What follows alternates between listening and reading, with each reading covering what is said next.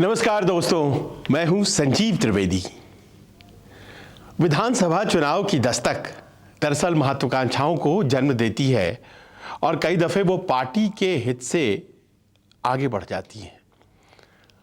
और ये बहुत स्वाभाविक है, अपनी बात को कहना और अपने लिए बेहतर जगह तलाशना कोई गलती नहीं है। लेकिन अगर मान लीजिए कि ये सर चढ़ कर बोलने लगे तो फिर समझ में बात ये आने लगती है कि जो व्यक्तिगत अदावत है या व्यक्तिगत महत्वाकांक्षा है वो इतनी ज़्यादा हो चुकी है कि अगर उसका प्रभाव नतीजों पर पड़ने जा रहा है तो भी नेता पीछे हटने वाले नहीं हैं। ऐसा इसलिए क्योंकि दो उदाहरण आपके सामने रखने जा रहा हूं जहां हालात बड़े माकूल इस बार लोग बात कह रहे हैं कि कांग्रेस और विपक्ष के लिए है, लेकिन अगर महत्वाकांक्षा ने आकार लेना शुरू किया तो फिर हालात माकूल नहीं रह जाएंगे। वैसे भी लोकसभा के चुनाव के नतीजों से उत्साहित तो हुआ जा सकता है, लेकिन लोकसभा चुनाव ही विधानसभा चुनाव में रिपीट हो जाएगा इसकी कोई गारंटी नहीं होती। आप समझ ही चुके होंगे, बात दो विधानसभा की ओर बढ़ रहे राज्यों की है। हरियाणा जिसका कि चुनाव घोषित हो चुका है, 1 अक्टूबर को मतदान होना है, 4 को मतगणना और उसके बाद सरकार बनेगी। और महाराष्ट्र जहां पर चुनाव की आहट साफ सुनाई पड़ रही है, नवंबर में संभवतः चुनाव हो जाएगा, दिसंबर की शुरुआत आते आते वहां भी सरकार का गठन हो जाएगा। ये मौसम चुनावी है और सियासी मिजाज ख़ास तौर पर उन नेताओं का जो कि मुख्यमंत्री की रेस में हैं, वो अपने आप में कह रहा है कि पार्टी कुछ सोचती है, उसके बड़े नेता, शीर्ष नेता, आला कमान कुछ सोचते हैं, लेकिन राज्य में वही होता है जो वहाँ के बड़े नेता सोचते हैं। पहले बात महाराष्ट्र की कर लेते हैं। महाराष्ट्र की वजह इसीलिए क्योंकि ऐसा कभी हमने सुना नहीं था। उद्धव ठाकरे के मामले में 5 साल पहले जो शुरू हुआ, 5 साल पहले क्या हुआ? भारतीय जनता पार्टी के साथ एक अटूट गठबंधन में शिवसेना हमेशा से रही और सबसे पुराने एलाई के तौर पर जानी जाती थी। जनता दल यूनाइटेड और शिवसेना का तो गठबंधन 90 के दशक से था और ऐसे में शिवसेना जो सबसे पुरानी सहयोगी भारतीय जनता पार्टी की थी, आखिर क्या हुआ कि वो अलग हो गई? आपको याद होगा, मुख्यमंत्री की कुर्सी साल 2014 में जब प्रचंड जीत के साथ भारतीय जनता पार्टी पूरे देश में आई तो उसके तुरंत बाद विधानसभा के चुनाव हुए, जैसे इस बार हो रहे हैं महाराष्ट्र में। और महाराष्ट्र में जो चुनाव हुए उसमें शिवसेना और भारतीय जनता पार्टी के गठबंधन ने फिर चुनाव लड़ा और जो फिर चुनाव लड़ा और नतीजे आए तो फिर बहुमत मिली। सब कुछ सामान्य लग रहा था कि अचानक शिवसेना ने अपनी मांग रखी। बाला साहब ठाकरे के बेटे, शिवसेना के सुप्रीमो उद्धव ठाकरे, उन्होंने कहा मुख्यमंत्री तो शिवसेना का होगा। ये तो प्रॉमिस किया गया था बंद कमरे में अमित शाह के द्वारा, चाणक्य भारतीय जनता पार्टी के। आज तक इस बात को अमित शाह ने नहीं माना। उन्होंने कहा कि ऐसी कोई बातचीत नहीं हुई थी, मैं झूठ नहीं बोलता। उद्धव कहते रहे कि प्रॉमिस किया गया था। 2.5 साल शिवसेना और 2.5 साल भारतीय जनता पार्टी। जो भारतीय जनता पार्टी 5 साल सरकार चला चुकी थी, उससे उद्धव ठाकरे ने कहा कि आपको 2.5 साल चलानी और 2.5 साल हमें, हम कितने दिन सिर्फ मंत्री बनाएंगे, हम मुख्यमंत्री भी तो बनेंगे।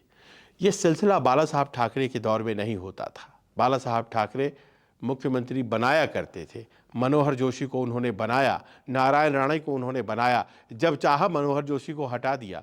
मातोश्री की जो ताकत थी वो दूसरी थी, लेकिन हर चीज़ बदलती है, मातोश्री की ताकत बदली। बाला साहब ठाकरे के जाने के बाद, उद्धव ठाकरे के आने के पहले राज ठाकरे का जो बगावत हुआ कि आखिरकार किसके पास जाए, कौन शीर्ष पर रहे शिवसेना के, तो उस बगावत में पार्टी हिल गई। राज ठाकरे नेचुरल एयर कहा जाता था कि बहुत स्वाभाविक तरीके से जो बाला साहब के नेतृत्व और उनकी शैली को लेकर चल सकता है लोगों को, वो राज ठाकरे में थी, ऐसी बात कही जाती थी। लेकिन उद्धव ठाकरे बेटे, और जाहिर है कि उनका अधिकार ज़्यादा था, शांत स्वभाव के, लेकिन उन्होंने भी बहुत कर्मठता दिखलाई और उद्धव ठाकरे ने शिवसेना बचा लिया। राज ठाकरे को बाहर जाना पड़ा, लेकिन वो जो चमक थी वो थोड़ी फीकी पड़ी। वो फीकी इसलिए पड़ी कि परिवार में ही झगड़ा है, ये सड़क पर आ गया। मातोश्री की चमक की फीकी पड़ने की वजह जो भी रही हो, लेकिन भाइयों के इस तकरार ने शिवसेना को कमज़ोर किया। खैर, सरकार तो 2014 में भी बनी, 2019 में भी नहीं, लेकिन 19 आते आते मुख्यमंत्री बनाने वाला परिवार मुख्यमंत्री बनना चाहता था। उद्धव ठाकरे 2.5 सालों के लिए कुर्सी चाहते थे, सब पता है, नहीं हो पाया। और नहीं हो पाया, भारतीय जनता पार्टी ने नहीं दिया, सरकार नहीं बनी, भारतीय जनता पार्टी विपक्ष की पार्टी बन गई और उद्धव ठाकरे ने वो कर दिया जिसकी कल्पना नहीं थी। उन्होंने कांग्रेस के साथ हाथ मिलाया और सरकार बनी, कांग्रेस और एनसीपी और उद्धव ठाकरे की, और उद्धव ठाकरे मुख्यमंत्री बने। वो तब तक जब तक कि सरकार एकनाथ शिंदे के बगावत में गिर नहीं गई। साल 2022 की जून का महीना, बदला लिया भारतीय जनता पार्टी ने अपने तरीके से, एकनाथ शिंदे की सरकार बनवा दी गई। और इस दर्द को लेकर के उद्धव ठाकरे जी रहे हैं, और शायद यही वजह है कि उन्होंने अपने सहयोगियों से कहा है, मुख्यमंत्री का नाम फाइनल करिए, मुख्यमंत्री का नाम फाइनल करिए, भले ही उसे सार्वजनिक न करिए, लेकिन फाइनल करिए। आखिरकार कौन होगा चेहरा, कौन बनेगा मुख्यमंत्री? नतीजे हमारी तरफ आएंगे। नतीजे महाराष्ट्र में उद्धव ठाकरे ये महसूस कर रहे हैं कि उनकी तरफ आ रहे हैं, और इसीलिए मुख्यमंत्री के सवाल पर वो बार बार अपने सहयोगी एनसीपी, पवार साहब की एनसीपी और कांग्रेस से पूछ रहे हैं, और ये दोनों चुप है, खामोश है। दबाव बढ़ता जा रहा है। सप्ताह भर 10 दिन के भीतर उद्धव ठाकरे ने 2 बार सार्वजनिक मंचों से ये सवाल उठा दिया है, कौन होगा मुख्यमंत्री? हम जीतते हैं तो। हम जीतते हैं तो इसीलिए क्योंकि 10 साल का एक कार्यकाल महाराष्ट्र में भारतीय जनता पार्टी और उसके बाद उद्धव ठाकरे और उसके बाद एकनाथ शिंदे, ये कार्यकाल देखा है जनता ने। उद्धव ठाकरे कह रहे हैं कि पीठ में छुरा घोंपा गया, हमारे साथ धोखा हुआ है। शरद पवार भी कह रहे हैं हमारे साथ धोखा हुआ है। कांग्रेस ने बहुत अच्छा प्रदर्शन लोकसभा में दिया है, तीनों ने मिलकर 48 में से 42 सीटें जीती हैं। उन्हें लग रहा है कि इस बार 288 में से बहुमत उन्हीं के पास जाएगा, क्योंकि लोकसभा के आंकड़े तो यही कहते हैं। और ऐसे में जबकि जीत की आहट सुनाई पड़ रही है, मुख्यमंत्री की कुर्सी के सवाल ने ये फांस पैदा कर दी है। उद्धव ठाकरे बार बार पूछ रहे हैं, शरद पवार ने आखिर कह दिया हमारी पार्टी से तो कोई भी सीएम बनने में इंटरेस्टेड नहीं है।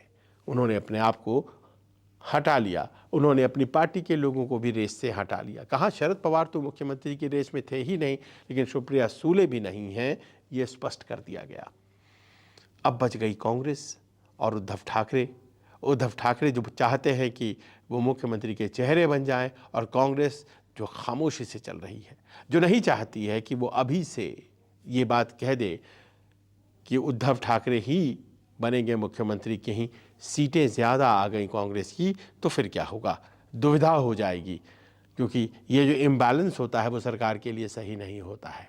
उद्धव ठाकरे अड़े हुए हैं, नाम तो डिक्लेयर कर दीजिए। नाम डिक्लेयर करने में क्या जाता है, बोलिएगा नहीं, बताइएगा मत दुनिया को, लेकिन नाम तो डिक्लेयर करिए। अब इस उहापोह की स्थिति में आखिरकार क्या हो सकता है?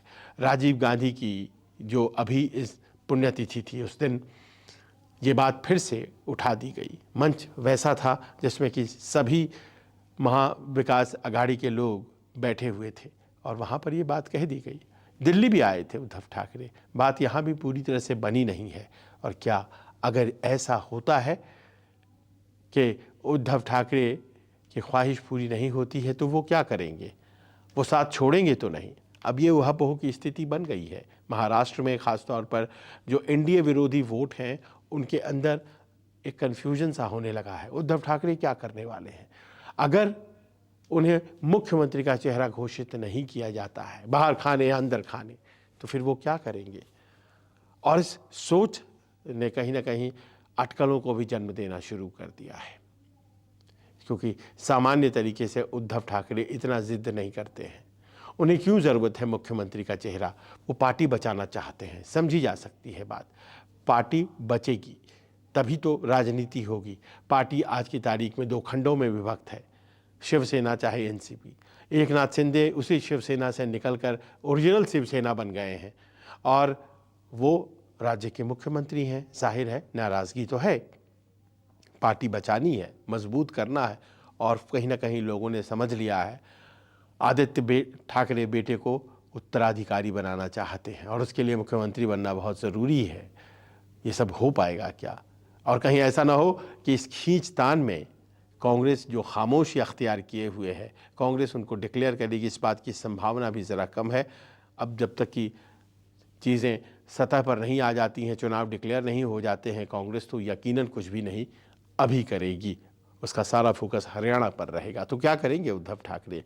कहीं कुछ गड़बड़ तो नहीं होने वाला है? ये प्रश्न महाराष्ट्र के साथ आज की तारीख में चस्पा हो गया है। ख़ासतौर पर महाराष्ट्र का वो धरा जो कि MVA कहलाता है, जिसके बारे में चांसेस बताए जा रहे हैं कि सरकार बनाने के हैं इस बार, अगर लोकसभा चुनाव के नतीजे को देखा जाए। अब ये कहानी महाराष्ट्र की जब होती है तो फिर हरियाणा भी ज़्यादा दूर नहीं है। हरियाणा में पिछले 10 सालों से भारतीय जनता पार्टी की सरकार है। पहली बार सरकार 2014 में जब आई, ज़बरदस्त बहुमत के साथ आई। दूसरी बार साल 2019 में भारतीय जनता पार्टी को बहुमत नहीं मिला। JJP, जननायक जनता पार्टी, एक पार्टी जो कि चौटाला के परपोतों ने बनाया और उस पार्टी के 10 सीटें आईं और उनके साथ दिग्विजय सिंह और दुष्यंत चौटाला के साथ सरकार बना ली गई भारतीय जनता पार्टी के द्वारा। बाद में उनके ही विधायकों को तोड़ फोड़ कर अब उन्हें भी बाहर किया गया और आज की तारीख में मुख्यमंत्री भी बदल दिए गए हैं। मार्च 2024 में मुख्यमंत्री बदल दिए गए। कुरुक्षेत्र के सांसद वो बना दिए गए मुख्यमंत्री नायब सिंह सैनी। OBC वर्ग से आते हैं, 30% के आसपास आबादी OBC वर्ग की है। अब उनको मुख्यमंत्री बनाने के पीछे मंशा यही है कि वो ज़्यादा से ज़्यादा OBC वोट लेंगे। एक जो एंटी इनकम्बेंसी सत्ता विरोधी लहर मनोहर लाल खट्टर जी के खिलाफ हो गई थी, उससे भी बचा जा सकेगा। अपनी तैयारियां भारतीय जनता पार्टी कर रही है। लेकिन लोकसभा चुनाव हुए और जहां 10-0 से मात मिला था, उसके पहले 9-0 से मात मिला था। इस बार भारतीय जनता पार्टी को 5 सीटों पर थाम लिया गया। कांग्रेस 5 सीटें जीत गई और जहां जहां हारी वो भी मार्जिन बड़ा कम, बहुत ही कम मार्जिन से हारी। और एक हड़कंप सा भारतीय जनता पार्टी के कैंप में फैल जाना बड़ा स्वाभाविक था। क्यों ना हो आखिर, क्योंकि 10 सालों से सत्ता में है और 5 सीटें लोकसभा की हार गए। और अगर हार गए तो फिर विधानसभा जो कि कुछ ही महीनों बाद है, वहाँ क्या होने वाला है? अगर आप लोकसभा के हिसाब से विधानसभा के आंकड़ों को गिने, उन असेंबली सीट्स को गिने जहाँ जहाँ पर कांग्रेस जीती थी लोकसभा में, तो उसकी सरकार तो बन जाएगी। ऐसे में जाहिर है लोगों के भीतर वो बात, वो भावना आ रही होगी कांग्रेस में जो शीट्स पर बैठे हैं राज्य की राजनीति में, कि कहीं हम मुख्यमंत्री बन जाएं, हम मंत्री बन जाएं। अभी तक जिस तरह से पार्टी को लेकर चल रहे थे भूपेंद्र सिंह हुड्डा प्रदेश अध्यक्ष उनके और चौधरी उदयभान, और इस तरह से लग यही रहा था कि सब कुछ उनके नियंत्रण में है, सब कुछ उन्हीं के हाथ में है। उनके बेटे दीपेंद्र सिंह हुड्डा रोहतक से इतनी बड़ी जीत हासिल करके आए, हरियाणा मांगे हिसाब यात्रा चल रही है उनकी ज़बरदस्त। सब कुछ लग यही रहा था कि अगर जीत हुई तो फिर से भूपेंद्र सिंह हुड्डा मुख्यमंत्री बनेंगे, विश्वास पात्र भी हैं वो आला कमान के। लेकिन देखिए वहाँ भी क्या हो गया। PTI से बातचीत में बड़ा स्पष्ट कह दिया कुमारी शैलजा ने, उन्होंने कह दिया कि अगर कोई समुदाय ये सोचता है कि उसके पास वोट है और उसका ही मुख्यमंत्री होना चाहिए, तो क्या दलित समुदाय ऐसा नहीं सोच सकता? क्या दलित समुदाय का मुख्यमंत्री नहीं हो सकता? क्यों नहीं हो सकता?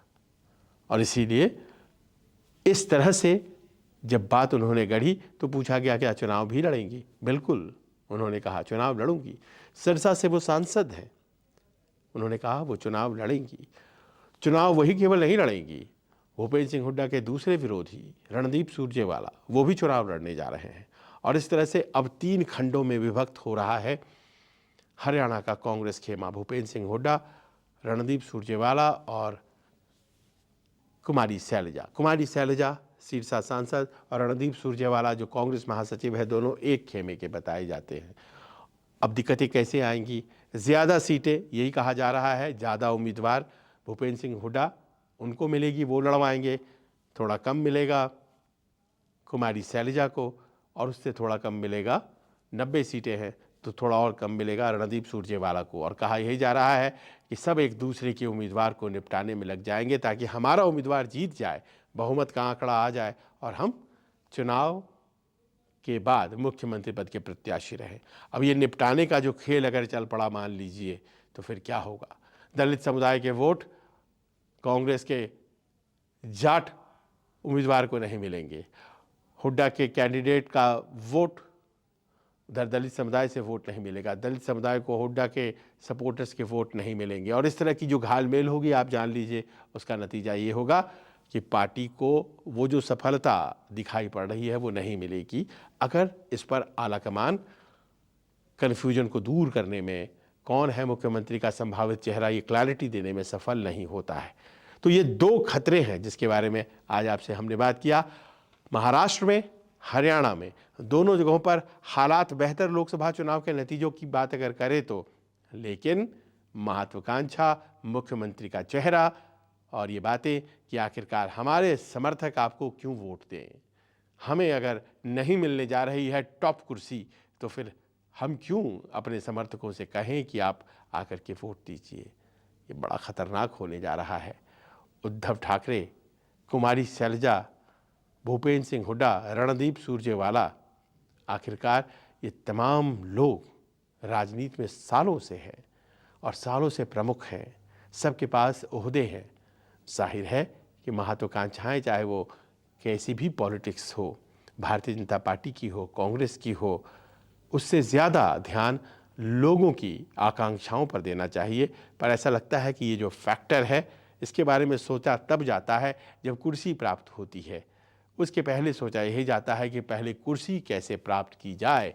और ये अपने आप में बहुत महत्वपूर्ण होगा देखना कि आखिरकार महाराष्ट्र और हरियाणा के इस चक्रचाल को कांग्रेस आलाकमान, राहुल गांधी, सोनिया गांधी, प्रियंका गांधी संभाल कैसे पाते हैं।